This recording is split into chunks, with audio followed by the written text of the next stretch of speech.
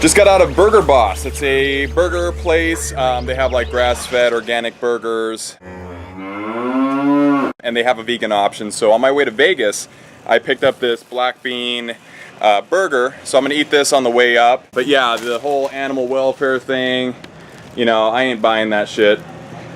They serve charred animal flesh here, so what kind of animal welfare are they talking about? That's the caravan. So let's look inside. You can see that. We got some grilled onions, some mushrooms, tomatoes, spinach, olives. So again, not the ideal place to get my food, but hey, a vegan has to eat.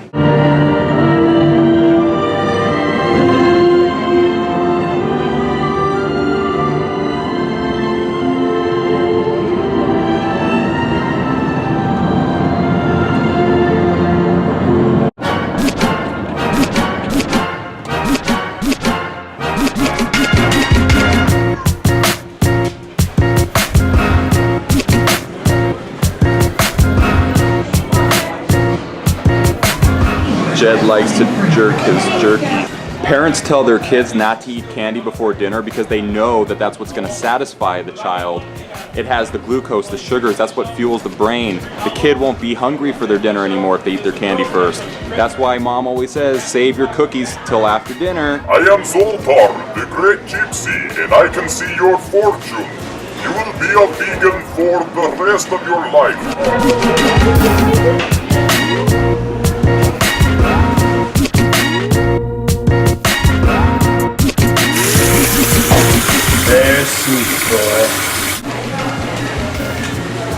Who it is? It's my brother. Oh. Say hi. Say hi. Say hi, YouTube. Hi, YouTube. Oh. Abuelito, say hi. Hi. Go vegan. So we're about 113 miles away from Vegas. Probably another couple hours. See some chemtrails.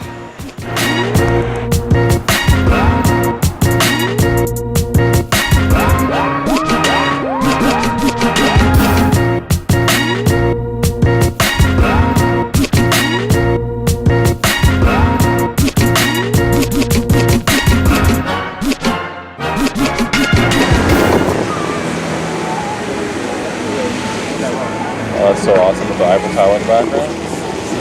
Wow.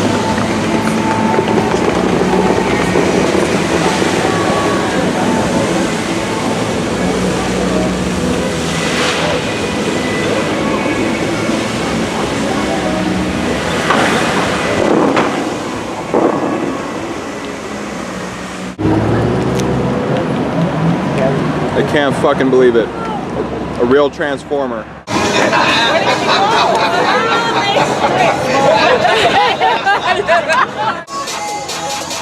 You guys want to sit in? I'll take a picture for you guys. Oh yeah? Yeah, here. You have the camera?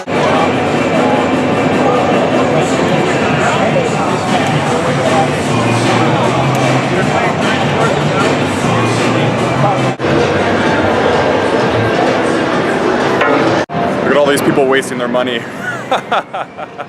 In the Vegas environment, there's a lot of smoke, so you want to make sure to stay hydrated and get lots of water. 3 liters minimum.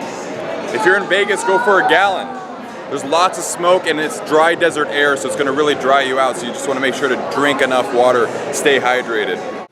Hey guys, what I want to talk to you about today is something that's really important to me and something that I'm really passionate about. And this is information that's going to set you light years ahead of any medical doctor, and it's going to change the way that you see health and your understanding of disease and sickness. And this is a valuable tool when wanting to become a healer or a health coach. This is something that you can use to help a lot of people to understand their health better. And that is the lymphatic system. This is a subject that a lot of people neglect, especially in the health movement. And you hear it mentioned here and there, but no one really gets into it so that people really understand what it is.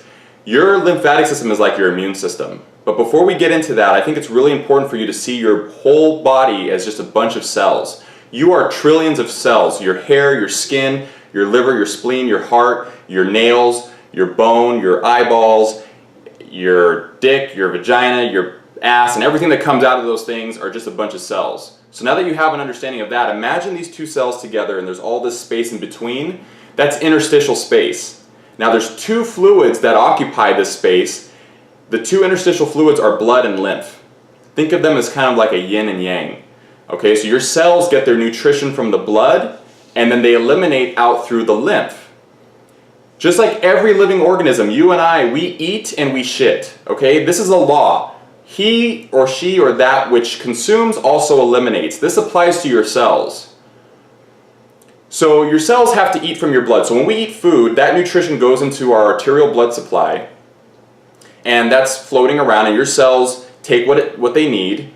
And then once they've been nourished, there's this waste. Okay, so you have your blood capillaries, and some water seeps through, some different sized protein molecules, and maybe some glucose molecules and some red blood cells kind of make their way out through the capillaries. Now your lymph sees that, sucks it up, kind of like if they're like, it's like a recycling system, and takes it and sends it through a series of lymph nodes. Now these lymph nodes are like little septic tanks, and they filter out all the impurities and like the viruses and things that are floating around in your body. So once that makes its way all throughout the lymphatic system, then it gets recycled back into the bloodstream, or at least that's what a lot of people say. There's many theories out there that it doesn't go back into the blood, that it's actually eliminated out through the pores, through sweat, through, you know, our earwax, our boogers, our mucus that comes out of the body. You know, all that waste is part of the lymph and it's vital for your immune system. That's why it's really important for us to shit too. You know, you want to make sure that you're having consistent bowel movements and that you're moving things through. That's what, you know, water is going to really help to push things through. So now that we understand that the cells are like little people, you are the restaurant, okay, and you're catering to all these cells. You bring in the blood, which is like the food, and now all the cells are dining and they're eating, and now you're left with all these dirty plates and stuff, and the lymph has to now clean all of that. That's like your elimination. So this is really important. And when you go to the doctors, you go there, maybe you're in pain or you feel sick, and your doctors, they check you out and they don't really understand the source of the problem. They'll just look at your symptoms, they'll treat your symptoms, you walk out with a prescription, then you're all happy, oh, I got a prescription, everything's good now, and you go home, but you still have the same recurring pains. You have the same things happening time and time again. The doctors didn't solve the problem. That's like if you have a rusty fence, instead of switching your fence out or taking the rust off, you're just painting over it.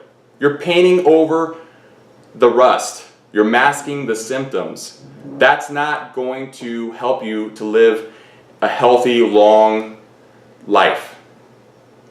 So now that you are kind of starting to wake up to this whole idea of a lymphatic system, what happens is our lymph starts to get backed up.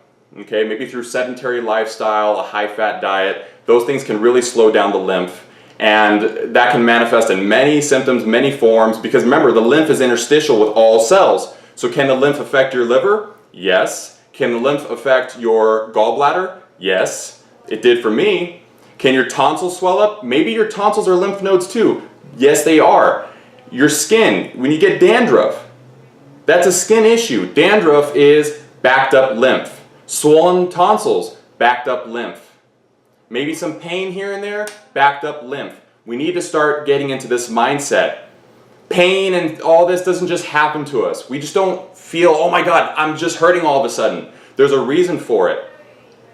Now, what are some ways that we can move the lymphatic system?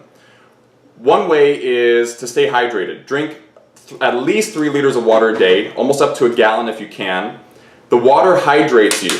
And that's because your lymph likes to move in a hydrated environment. Also eating alkaline foods, so eating lots of greens and just alkaline foods in general are going to help to move your lymphatic system.